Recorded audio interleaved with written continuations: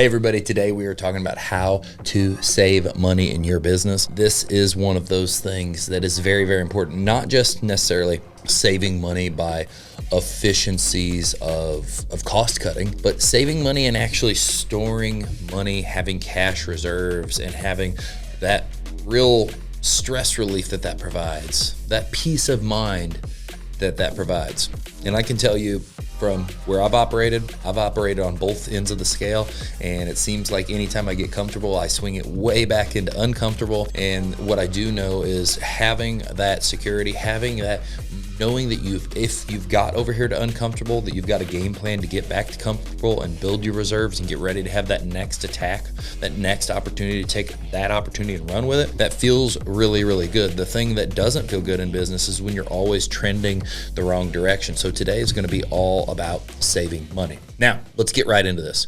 First and foremost, you have to know your numbers and you have to be ruthless about this. Tracking everything, seeing everything, watching everything all the time. You need to be meeting with your accountant monthly and going over the P&L results. You need to be doing job costing to see how are jobs coming out, how profitable are they. You need to watch every little iota, even down to, we've segmented down even to how much revenue per crew leader. This is our next piece, not crew leader, per team member in the field. We have the tool in place now to see how much revenue is each individual head on average driving a day. And we have a metric of what that's supposed to be a day, because I realize we need to know exactly, and that's a leading edge indicator, where that's the very, very beginning, the project job costing, that's leading before a P&L, but it's still after the job gets done. And then there's the P&L, which can be kind of observed as a autopsy report, because everything's already happened and now we're researching to see what we can learn for the future. So we have the daily revenue, labor amount per head, job costing, then down here at the end, that profit and loss. But there's a lot of other expenses that go into your business. The profit and loss is great to study. Where did we spend extra? Then start drilling into why did we spend extra? Starting to understand your balance sheet. What is your liabilities looking like? How are they growing? Are they shrinking? What are we doing in our business? And knowing those numbers is so massive. Now, next, cut hidden costs, right? This should be an obvious. Any kind of subscription, any kind of thing you don't need. I like to just scan the business cards, scan what's going on from time to time, scan the profit and loss, and look at like what random stuff, pick apart what random things just don't make sense. And really, when you scan an account statement, a card statement, you see these things where you're like, that doesn't make sense anymore. We need to get rid of that. And so those are things, unused subscriptions, software. It's like, I'm always questioning softwares we use where I just don't think that we've necessarily implemented that well.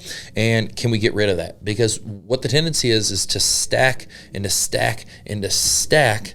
And then you realize you no longer need it anymore. And even if it's only $5 a month, $20 a month, a few $100s a month, there's times where the stuff can be buried and it's still just a drain on the business that you don't need. Now, you've all heard me talk about this before, is labor to revenue, right? Labor efficiency is massive. This is probably one of our biggest things that we're going to focus on this winter. We have seemingly always gotten to a thing where first quarter we have massive bleed in our Illinois location. And that's why we're getting at all these different labor metrics so we can track them easier.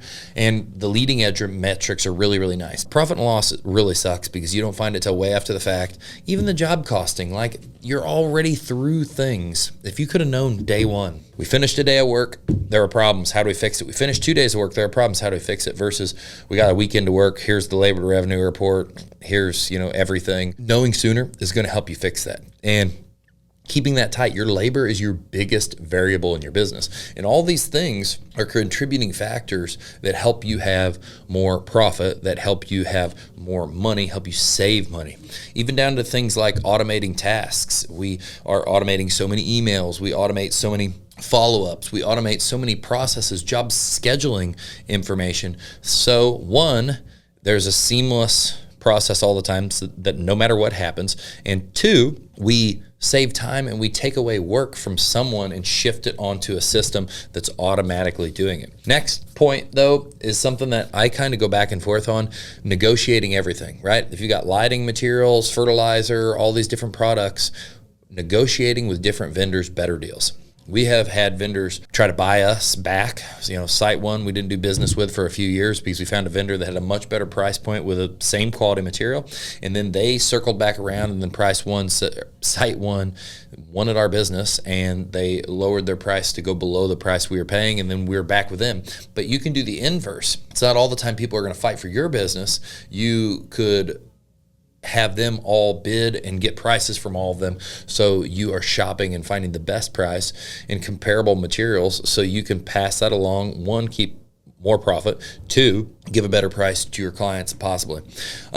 Next, with those products, there is a very inherent potential to have all kinds of materials left around. And you don't want materials left around. You want material control. You want to burn up everything you have, try to use it down next to nothing. We suck at holding materials. And so when we overorder, when we screw that up, that's bad because we don't manage materials well. And then we maybe overorder again next year. And before you know, you got thousands of dollars of fertilizer sitting around, thousands of dollars of rock sitting around, thousands of dollars of mortar sitting around that never really gets utilized. That's a really big pain point in a lot of companies because you're not a material yard. You're not set up with a structure to run inventory. You are just installing product all the time. That's something that can be a big drain on your business, along with the idea of buying cheap stuff.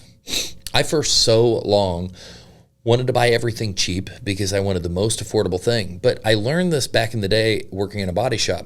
When it came to tools, before you know it, I start buying more and more Snap-on, more and more Matco, more and more Mac tools, which I never thought I would have bought anything more than a Craftsman. What I started to realize is the tools lasted longer. They had a lifetime warranty. They fixed them immediately. They were just better. Like a 10 millimeter socket from a Snap-on truck, a 1/4 inch, will fit inside a door panel when almost no other, like a Craftsman socket and all the other cheap sockets won't. It's a slimmer socket. And it's these little things that just because it can do that and the other thing can't, it is worth so much more because it saves so much time that you can't equate that savings to the amount of labor saved, right? Like the labor is a way bigger savings than that little bit we saved to buy the cheap equipment. Plus, the cheap stuff breaks way more often. You're always replacing it versus buying one thing and it lasting forever. My dad would buy cheap Murray mowers every single year for his old property.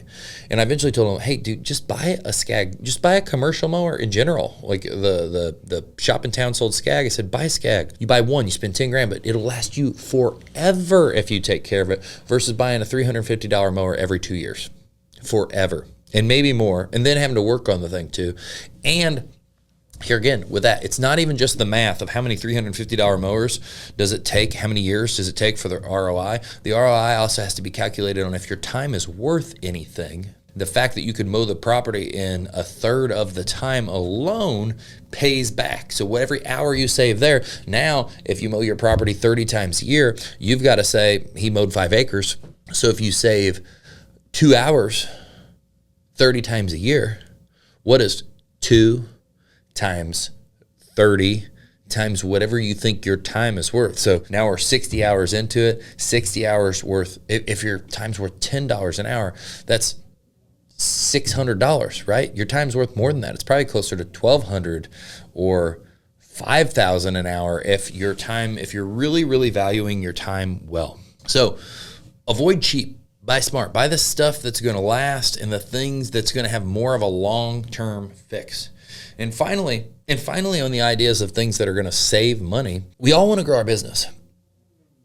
But we have to fix the leaks and the problems and the things that are costing business before we just grow, because you can grow a cancer. So with all of this is going to make us more profitable. And then with these tactics, the last piece, the side piece of not just saving money, but saving money is be ruthless with starting to create reserve cash. While times are good, secure lines of credit, so you've got those no matter what.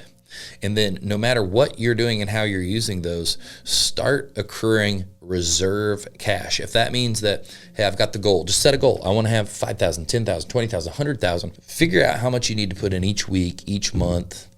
to create that and have that so you can build more of that security in your business, and then do that ruthlessly, and don't treat it like a piggy bank that you just steal from all the time, because that is what adds security and the ability to run through brick walls in your business. So I hope this video has helped you. I hope this has given you some ideas on what you need to be watching, what you can be doing, and then finally creating that non-negotiable, and create a separate account and call it reserves. And then ruthlessly put in that amount of money that you want to save all the time. And that means even when you're trying to pay things back or pay down lines, do whatever, don't just not contribute to that and pay everything off. Contribute that to a little, pay off the rest, but always be contributing to that. So hope this has helped you. Share this with somebody else trying to grow their business and save some money so they can be more successful. And I'll talk to you soon.